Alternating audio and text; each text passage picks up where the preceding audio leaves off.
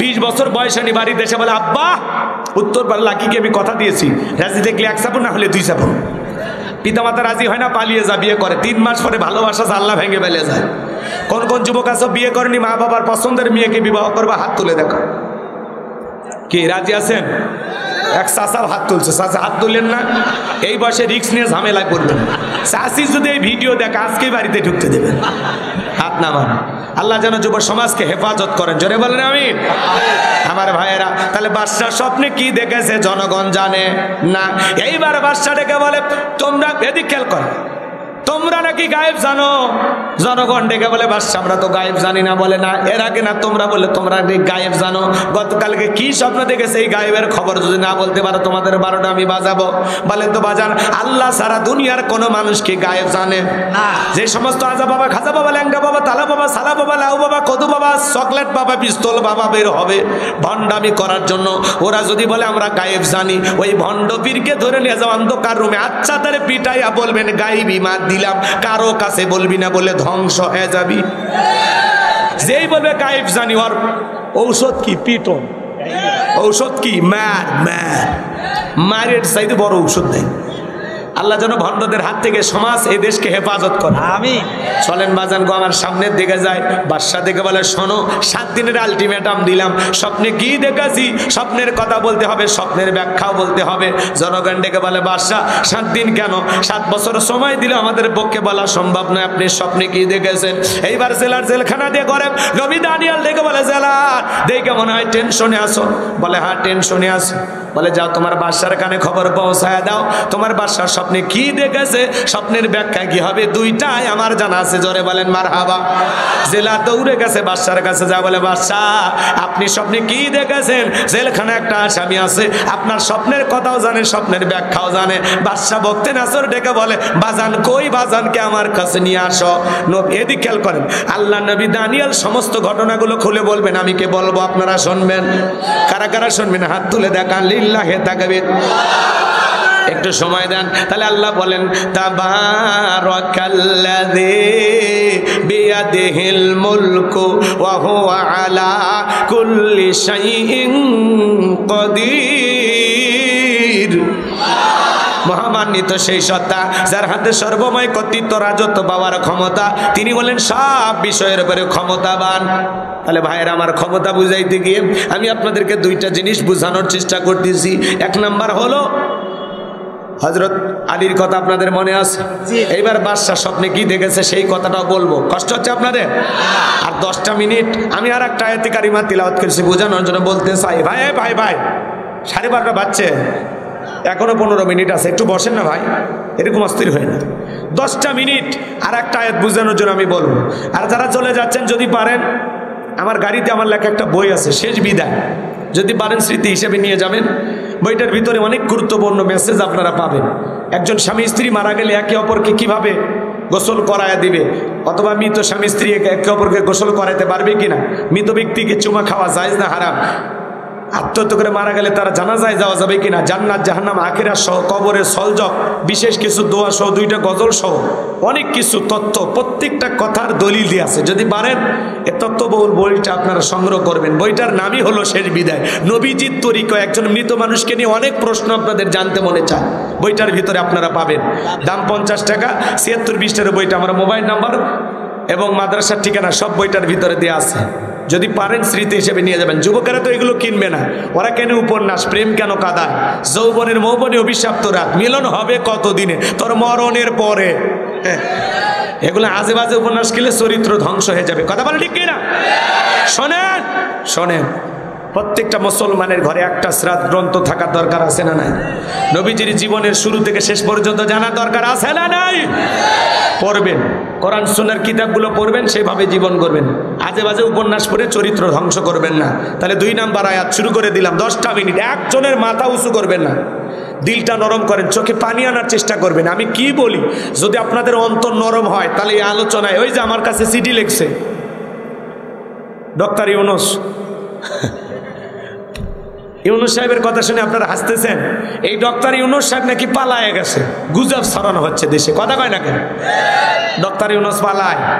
হ্যাঁ, বলে এই যে উপদেষ্টা যারা আছে হাসনাত আব্দুল্লাহ, সার্জিস আলম সহ সব পালিয়ে গেছে, কেউ দেশে নাই।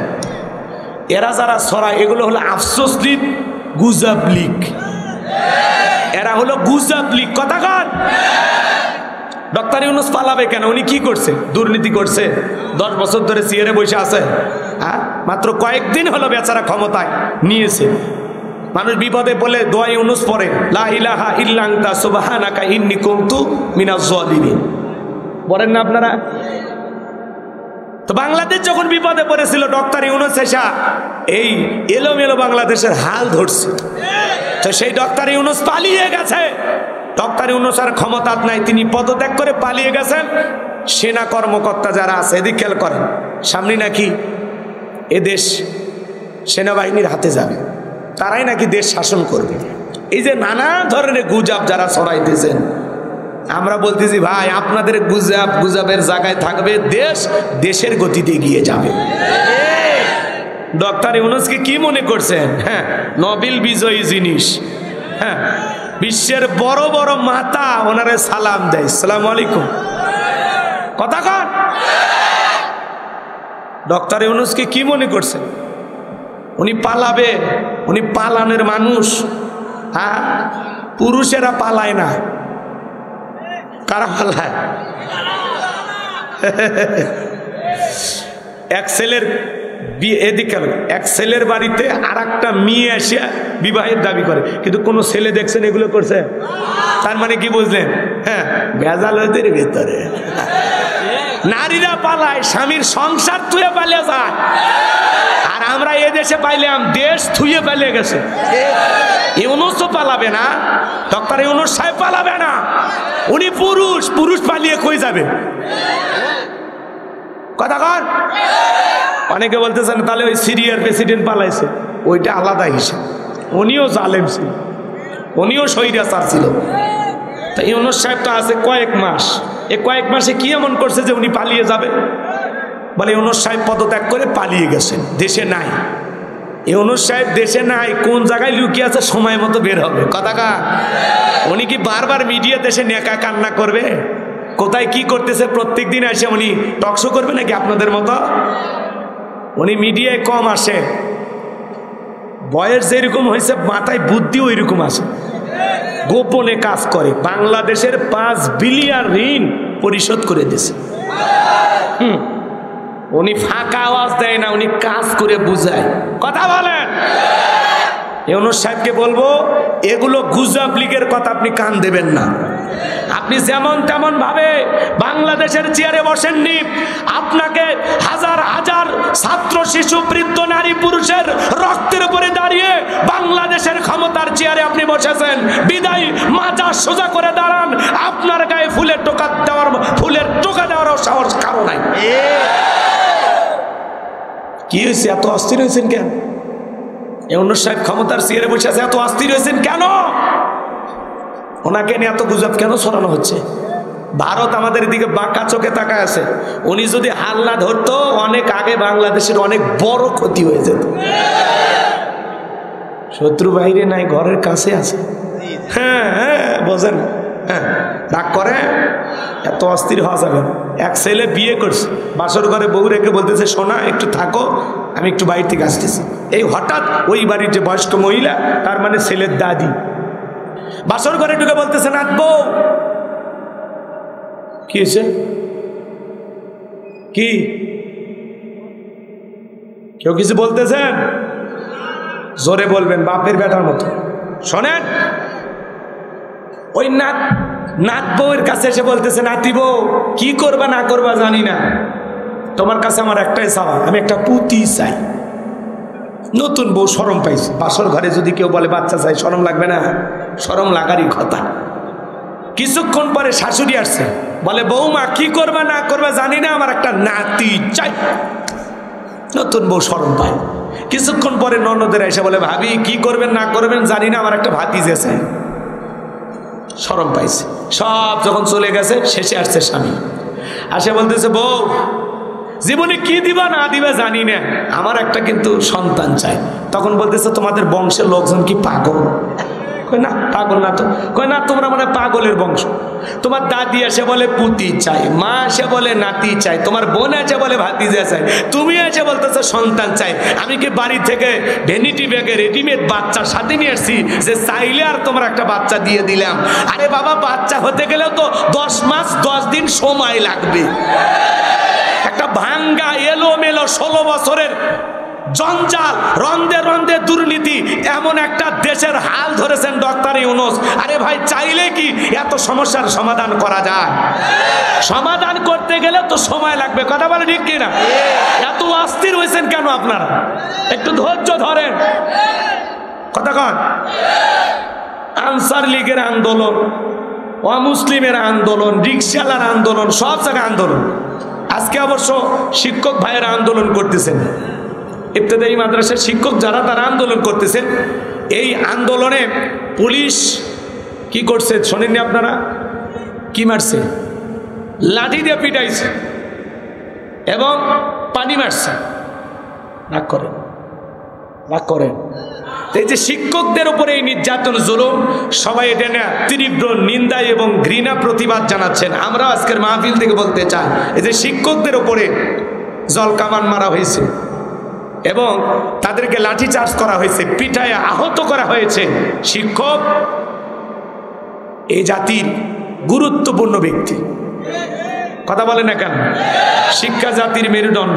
আমরা বলতে চাই যে শিক্ষকদের উপরে হামলার আমরা তীব্র নিন্দা এবং প্রতিবাদ জানাচ্ছি। ডক্টর ইউনূস একজন শিক্ষক, আসিফ নজরুল একজন শিক্ষক। আমরা বলতে চাই এই ঘটনার সাথে যারা জড়িত তাদের বিচার করতে হবে, কথা বলেন ঠিক না? তারা প্রতিবাদ করতেই পারে, তারা তাদের দাবি নিয়ে যেতেই পারে, কিন্তু তাদেরকে এইভাবে পিটাবেন না, কারণ তারা অনেক পরিশ্রম করে। ওনাদের পেস্টনগুলো আপনারা দেখেছেন, সেই ব্যানারগুলোতে লেখা আছে আমি 39 বছর ধরে শিক্ষকতা করতেছি, একটি টাকাও আমি বেতন পাইনি। এই জন্য এই ইবতেদায়ী মাদ্রাসাকে অবহেলা করবেন না। এখান থেকেই আমাদের শিক্ষা জীবন শুরু হয়, কথা বলেন ঠিক কিনা? এই জন্য দয়া করে এই শিক্ষকদের মূল্যায়ন করুন। শিক্ষক হলো আমাদের মাথার তাজ, কথা বলে ঠিক কিনা? সেই শিক্ষকদের উপরে হামলা করা হয়েছে, এর তীব্র নিন্দা এবং প্রতিবাদ জানাচ্ছি।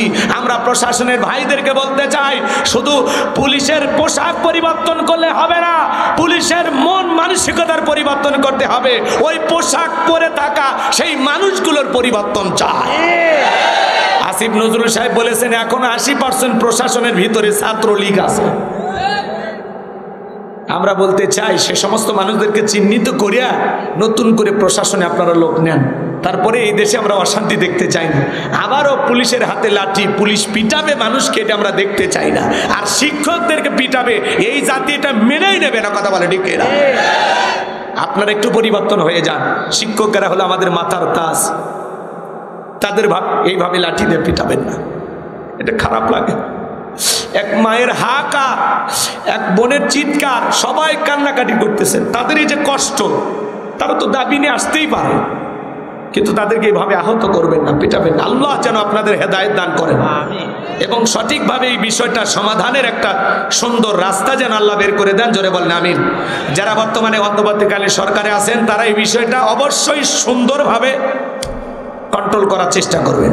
এভাবে পিটায় লাঠি চার্জ করিয়া তারা সিদ্ধান্ত নিয়েছেন যে আমরা এখানে মারা যাব, একটা ফয়সালা না হওয়া পর্যন্ত আমরা বাড়িতে ফিরবো না। তো এই যে জিনিসগুলো বাড়াবাড়ি হয়ে যাবে, এই জন্য আমরা বলতে চাই একটু শান্ত থাকেন। আমার ভাইরা চলেন সামনের দিকে যাই।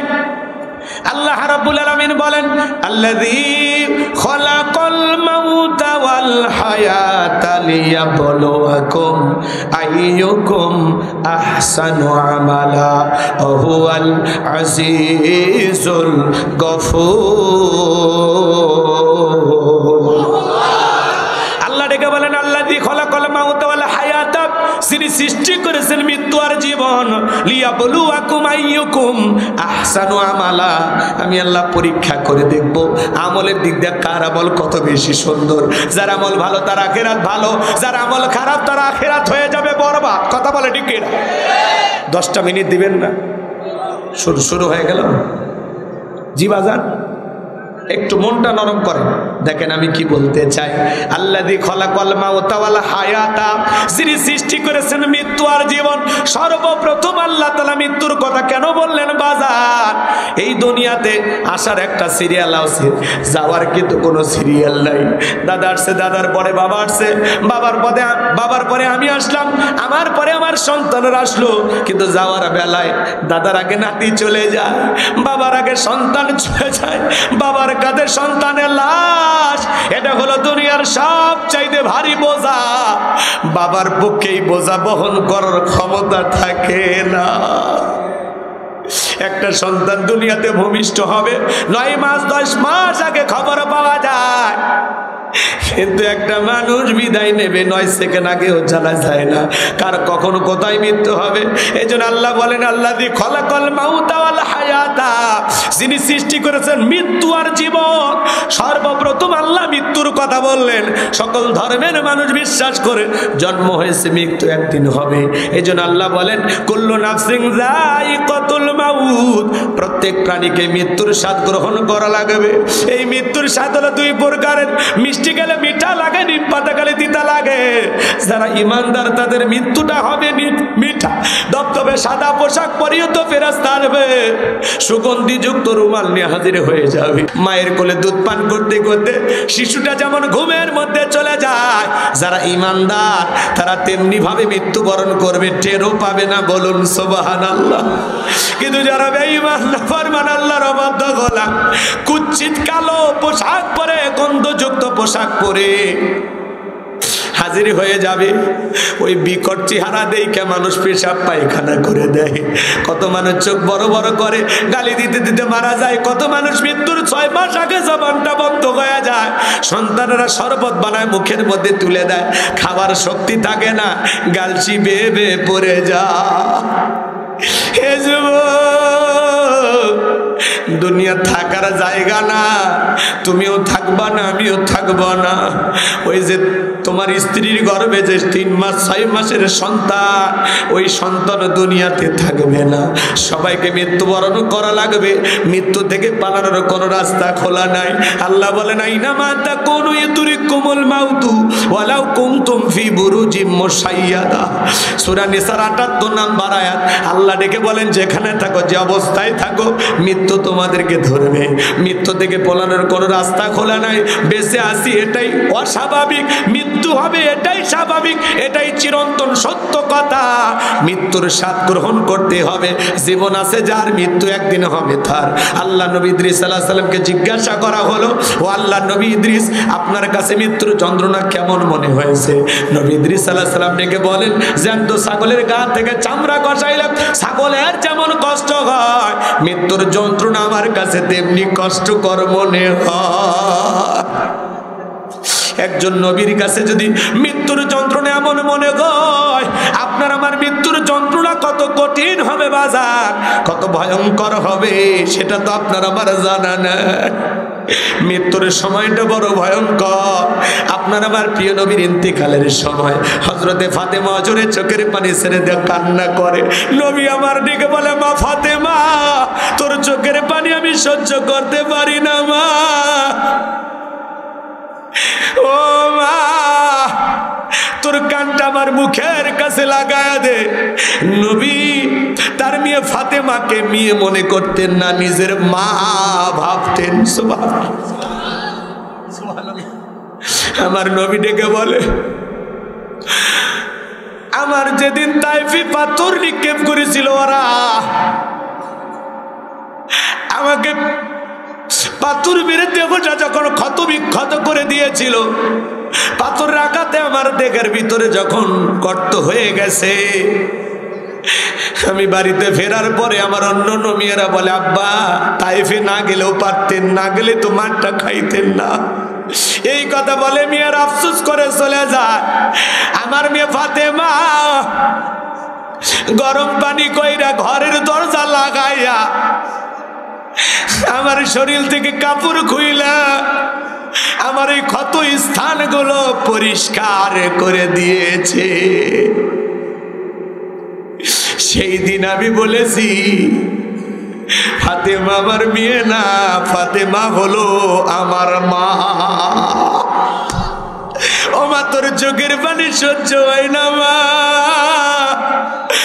আয় আয় তোর কানটা আমার মুখের কাছে লাগায় দে। নবীজি ফিস ফিস করে কি যেন বললেন, হযরতে ফাতিমার কান্না বন্ধ হয়ে গেল। আম্মা জান আয়েশা জিজ্ঞাসা করে, ও আমার মেয়ে ফাতেমা, তোমার আব্বা জান কি এমন বলেছে মা যার কারণে তোমার কান্নাটা বন্ধ হয়ে গেল?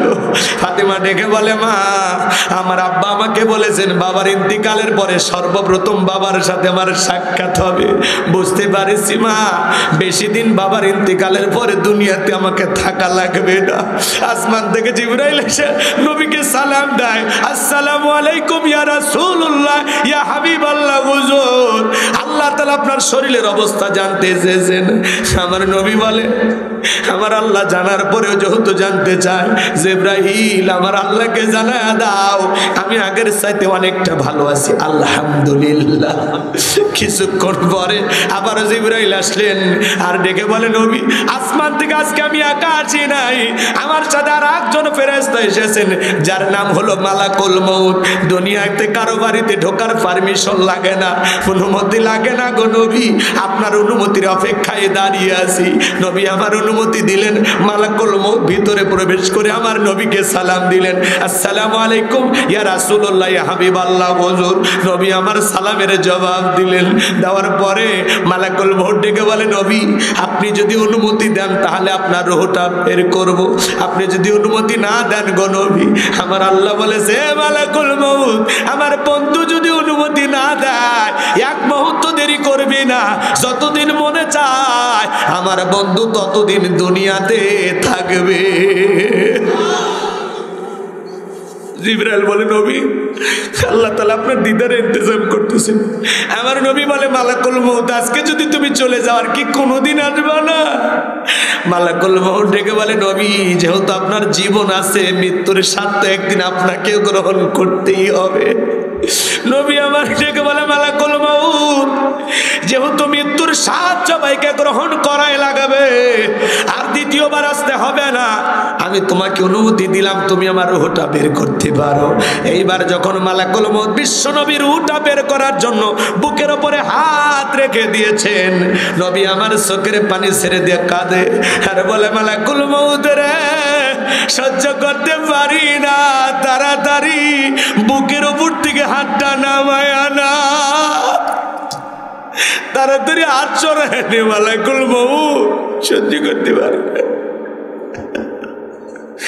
নবীর দু চোখ বেয়ে বেয়ে পানি পরিমুক্তর দানার মতো। আবার নবী বলে, মালাকুল মউত এই যদি ওই মৃত্যুর যন্ত্রণা আমার উম্মতের সহ্য করতে পারবে না, কথা দে মালাকুল মউত আমার উম্মতকে কষ্ট দিবে না। মৃত্যুর আগে উম্মতের কথা বলে না, কেমন দয়ার নবী পাইছি, সুবহানাল্লাহ। আমার নবী বলে, মালাকুল মউত আমার কথা দে আমার উম্মতকে কষ্ট দিবি না। মালাকুল মউত ডেকে বলে, নবী আল্লাহ তাআলা আমাকে বারবার বলেছেন, আজরাইল আজকে এমন একটা মানুষের কাছে যাবি আমি আল্লাহ যারে বড় বেশি ভালোবাসি, খবরদার মালাকুল মউত আমার বন্ধুরে কষ্ট দিবি না। বিশ্বাস করেন নবী দুনিয়ার সব চাইতে কম কষ্ট দিয়া আপনার রূহটা আমি বের করার চেষ্টা করতেছি। আমার নবী বলে, মালাকুল মউত এই যদি হয় মৃত্যুর সবচাইতে কম কষ্ট আমার উম্মতের সহ্য করতে পারবে না, আমারে কথা দে আমার উম্মতকে কষ্ট দিবি না। মালাকুল মউত ডেকে বলে, নবী আপনার উম্মতের মধ্যে যারা আপনার রেখে যাওয়া আদর্শ মোতাবেক চলবে, আল্লাহর বিধান মোতাবেক চলবে, কথা দিলাম গো নবী যারা হবে নেককার তাদের রূহটা বের করার সময় আমি ইহসান করব। দ্বিতীয়বার যখন হাতটা রেখে দিয়েছেন আমার নবী আবারও কাঁদে আর বলে, মালাকুল মউত সহ্য করতে পারি না রে, সহ্য করতে পারি না, তাড়াতাড়ি হাত নামায় নে। আমার কাছে মনে হয় উহুদ পাহাড় আমার বুকের উপরে চেপে ধরা হয়েছে। তৃতীয়বার যখন হাত রেখে দিয়েছে, নবীর রূহটা যখন বের হয়ে যাবে বাজার, ওই মুহূর্তে নবী আমার কয়েকটি কথা বললেন, উম্মতদেরকে লক্ষ্য করে বলে গেলেন, আমার উম্মতেরা সালাত সালাত, নামাজ নামাজ সাইরুনা। নবীজির রূহটা বের হয়ে যাচ্ছে। ওই সময় আপনার আমার নবী উম্মতদের উদ্দেশ্যে বলে গেলেন, তার উম্মতদেরকে যে বার্তাটা দিলেন, শেষ মেসেজটা বিশ্ব নবী উম্মতদের উদ্দেশ্যে বলে গেলেন, ও আমার উম্মতেরা, আসসালাত আসসালাত, নামাজ নামাজ নামাজ সাইরুনা। নবীর জীবনের শেষ কথাটা ছিল উম্মতদের উদ্দেশ্যে নামাজ। তাহলে বলেন তো বাজার, নবীর জীবনের শেষ কথাটা কি আমরা আমল করতে পারবো? আজ থেকে 5 ওয়াক্ত সালাত কারা কারা আদায় করবেন? 2 হাত তুলে আল্লাহকে দেখান। আল্লাহ আমাদের সবাইকে 5 ওয়াক্ত নামাজি বানায় দাও। জোরে বলেন আমিন। আর একটু জোরে বলুন আমিন। আসেন, হাত নামান আমার ভাইয়েরা। এই জন্য আল্লাহ বলেন, আল্লাযী খালাকাল মাউতা ওয়াল হায়াতা লিয়াবলুয়াকুম আইয়ুকুম আহসানু আমালা। আমি আল্লাহ সৃষ্টি করেছি মৃত্যু আর জীবন, এর মাঝামাঝি যে সময়টা দিলাম, আমি আল্লাহ তোমাদেরকে পরীক্ষা করে দেখবো আমলের দিক দিয়ে কার আমল কত বেশি উত্তম, কার আমল কত বেশি ভালো। এই দুনিয়া হলো আমল করার জায়গা, খেলতামাশা করার জায়গা না। এই দুনিয়া হলো গোলামি করার জায়গা, অহংকার করার জায়গা না। কথা বলে না কেন? আমাদের সব তৃপ্তি, সব আশা মিটবে সেই দিন, জান্নাতে ঢুকতে পারবো যেই দিন। জান্নাত হলো চির সুখের জায়গা, এখান থেকে কেউ আমাদেরকে বের করে দেবে না। কথা বলেন ঠিক না? জান্নাতে একা আমি যাব না তো ভাই, তোমাকেও জান্নাতি দলে নিতে চাই। জান্নাতে একা আমি যাব না তো ভাই, তোমাকেও জান্নাতি দলে নিতে চাই। জোরে বলেন মারহাবা। সবাই জান্নাতে যেতে চান? তাহলে 5 ওয়াক্ত সালাত আদায় করবেন তো ইনশাআল্লাহ? আসুন বাজান, অনেক আলোচনা করা যায়, মূল কথা হলো আমল। যত বেশি নেক আমল করবেন, জিকির করবেন, তাসবিহ পড়বেন, কোরআন তেলাওয়াত করবেন, নামাজ পড়বেন, বিয়েকে পর্দায় রাখবেন, ছেলে মেয়েদেরকে দিন শিখাবেন, মাদ্রাসায় পড়াবেন। কথা বোঝেন নাই? সুদ খাবেন না, ঘুষ খাবেন না, জিনাবে বিচারি করবেন না, বেপর্দা স্ত্রীকে রাখবেন না, মিথ্যা কথা বলবেন না, ফাইসা কথা বলবেন না, মানুষকে ধোকা দেবেন না, প্রতারণা করবেন না, গালি দেবেন না, জমির আল ঠেলবেন না, খাদ্যে ভেজাল দেবেন না, দুধে পানি মিশাবেন না। যত খারাপ কাজ আছে সব থেকে বিরত থাকবেন। কথা বলেন। আরো ওয়াজ করা লাগবে? যা হয়েছে আলহামদুলিল্লাহ। রাত অনেক হয়েছে, 12:30টার কথা বলছি, 12:30 পার হয়ে গেছে বাজার। আর না বাজার, আমি এখান থেকে বহু দূরে চলে যাব। আপনারা সবাই আমার জন্য দোয়া করবেন, বেঁচে থাকলে আবারও দেখা হবে ইনশাআল্লাহ। আমার এই বকুল ভাই বারবার আমার কাছে ফোন দেয়, এই ডেটটা নিয়ে মারামারি। একটা ডেট খালি হয়েছিল, হঠাৎ করে আসছিলাম বাজার। তবে আপনারা হঠাৎ করে মাহফিল হওয়ার কারণে সেরকম একটা পরিবেশ করতে পারেন না। তারপরে মাহবুব নানা যে কষ্ট করছি, ভাই ওঠেন ওঠেন বসে। হযরত আলীর কথাটা বললে দিই, বাদশার ঘটনাটা বলতে গেলে আরো আধা ঘন্টা ওয়াজ করা লাগবে। আমি বাদশার ঘটনা বলবো না, হযরত আলীর কথাটা 1 মিনিটে শেষ করে দিই। শোনেন শোনেন, যারা যাচ্ছেন যদি পারেন গাড়ি থেকে বইটা নিয়ে যাবেন। এদিক খেয়াল করেন, হযরত আলী রাদিয়াল্লাহু তাআলা, সাদিক হুসাইন, হযরত আলী রাদিয়াল্লাহু তাআলা বলতেছেন, এই মক্কার কাফের বেটা আমর, তোর যদি সাহস থাকে দাগটা পার হয়, আয় আয়। কথা কয় নাকি? মনে আছে কি? স্যার বলবো বলবো? আচ্ছা তাহলে শোনেন শোনেন শোনেন। এইবার একবার সামনে আসে, 3 পা পেছনে যায়। হযরত আলী এমত অবস্থায় তাকায় দেখে আমরের কাঁধে থাকা 3.5 মণ ওজনের তরবারি আল্লাহ কাঠের তক্তা বানাইছে। সুবহানাল্লাহ বলবেন না? তাহলে শক্তি কমলো না বাড়লো?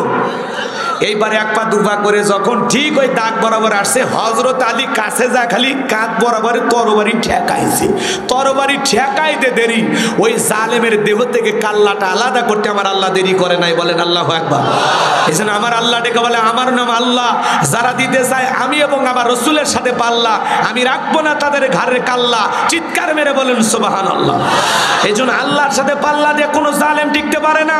নমরুদ ফিরাউনের জায়গা যেরকম হয় নাই, নেতানিয়াহুর জায়গা হবে না।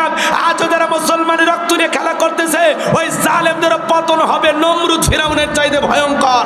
আল্লাহর এই জমিনে মুসলমানের রক্ত নিয়ে খেলা করে কোন জালেম টিকে থাকতে পারবে না, পারবে না, পারবে না। কথা বলে ঠিক না? আল্লাহর এই জমিনে আল্লাহর আইন চালু হোক, সবাই চান তো ইনশাআল্লাহ? কারা কারা চান তুই হাত তুলে দেখান, লিল্লাহি তাকবীর। আলালাহুল খলকু আলাম, সৃষ্টি যার আইন চলবে সে আল্লাহর। আল্লাহ জানে এই জমিনকে কোরআন আর ইসলামের জন্য কবুল করেন, বক্তা শ্রোতা সবাইকে আমল করার তৌফিক দান করেন। ওয়া আখিরি দাওয়ানা আনিল হামদুলিল্লাহি রাব্বিল আলামিন। সকলে দরুদ ইব্রাহিম পড়ুন। আল্লাহুম্মা সাল্লি আলা মুহাম্মদ ওয়া আলা আলি মুহাম্মদ কামা সাল্লাইতা আলা ইব্রাহিম ওয়া আলা আলি ইব্রাহিম ইন্নাকা হামিদুম মাজিদ। আল্লাহুম্মা বারিক আলা মুহাম্মদ ওয়া আলা আলি মুহাম্মদ কামা বারাকতা আলা ইব্রাহিম ওয়া আলা আলি ইব্রাহিম ইন্নাকা হামিদুম মাজিদ। আলহামদুলিল্লাহ,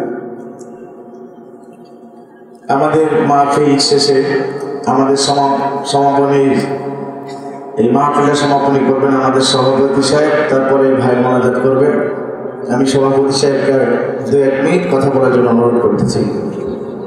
শুধু শুধু মোনাজাত করবে, লোক উঠে যাচ্ছে, খালি বলুন সমাপ্তি। সম্মানিত উপস্থিতি, আসসালামু আলাইকুম। এতক্ষণ হুজুরের কণ্ঠ থেকে, কোরআন থেকে, হাদিস থেকে অনেক কথা শুনলাম। শোনার কোনো কথা নয়, এগুলি মেনে চলতে হবে।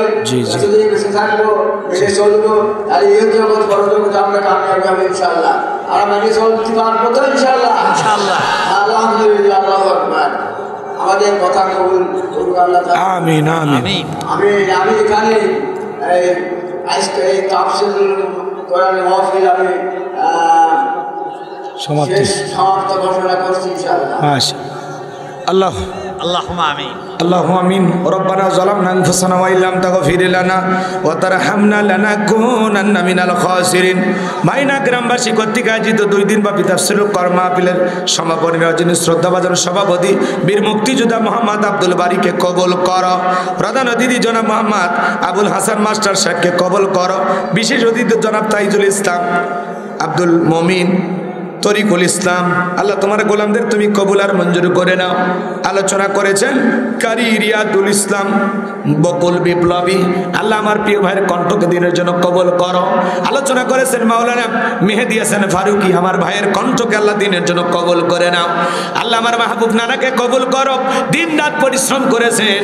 আল্লাহ তাআলা তোমার গোলাম মনে বড় বাসনা, এলাকার মানুষের সেবা করতে চায়। আল্লাহ গো তোমার গোলামকে সেবক হিসেবে কবুল করো। এলাকাবাসীর খাস রহমত বরকত নাজিল করো। আমরা যারা হাত তুলে ধরেছি, অনেকের মা নাই, বাবা নাই, কবরে চলে গেছে। মা বাবার কবরে আর সবটুকু পৌঁছায় দাও। আব্বা আমার কবরও জান্নাতের বাগান বানায় দাও। রব্বির হামহুমা কামা রব্বায়ানি সগীরা, ওয়াকুর রব্বির হামহুমা কামা রব্বায়ানি সগীরা। আমাদের আত্মীয় স্বজন যারা কবরে চলে গেছে মাফ করে দাও, কবরগুলো জান্নাতের বাগান বানায় দাও। এই ভাইনা গ্রামে যত মানুষ মাটি নিচে শায়িত, আল্লাহ সমস্ত কবরবাসী কবরে আযাবগুলো মাফ করে দাও, কবরগুলো জান্নাতের বাগান বানায় দাও। রব্বির হাম, আল্লাহ তাআলা সমস্ত কবরবাসীর কবরে আযাবগুলো মাফ করে দাও। আল্লাহ যাদের পিতামাতা বেঁচে আছে, পিতামাতার খেদমত করে তাদের মুখে হাসি ফোটা জান্নাত অর্জন করার তৌফিক দিয়া দাও। আল্লাহ তাআলা তামাম পৃথিবীর মুসলিম উম্মাহকে হেফাজত করো। ফিলিস্তিনের মুসলমানদেরকে বিজয় দাও। বাংলাদেশের মসজিদ মাদ্রাসা কবুল করো। হক্কানি ওলামা ইকরামদের কবুল করো। দেশি বিদেশি সকল ষড়যন্ত্রের হাত থেকে আমাদের প্রিয় মাতৃভূমি বাংলাদেশকে আল্লাহ হেফাজত করো। আজকের মাহফিলে নগদে বাকিতে যত মানুষ টাকা পয়সা দান করেছে, আল্লাহ দানগুলো কবুল করো। আমার মা বোনেরও দান করেছেন, আল্লাহ মা বোনদের দান কবুল করেন। মা বোনদের হায়াত বাড়ায় দেন, নামাজি বানায় দেন, পর্দা করার তৌফিক দিয়া দেন। স্বামী স্ত্রীর দাম্পত্য জীবনে সুখ আর শান্তি দিয়া হযরত আলী আর ফাতেমার মতো ভালোবাসা দান করেন। আল্লাহ আমার মা বোনদের মনের বাসনা পূরণ করে দেন। আল্লাহ তাআলা অনেকে হাত তুলেছেন, আল্লাহ দাড়ি পাকা মুরব্বীরা, যুবকেরা, হাজী সাহেবের, আলেম ওলামা, মাদ্রাসার বাচ্চারা, কলেজের ছাত্র ভাইয়েরা, আল্লাহ সকলের দোয়াকে কবুল আর মঞ্জুর করে নাও। যে বাড়িতে খানা খাইলাম বসলাম, ওই বাড়ির উপর খাস রহমত বরকত নাজিল করো। আমার মাহবুব নানা সহ যারা কষ্ট করেছেন, আল্লাহ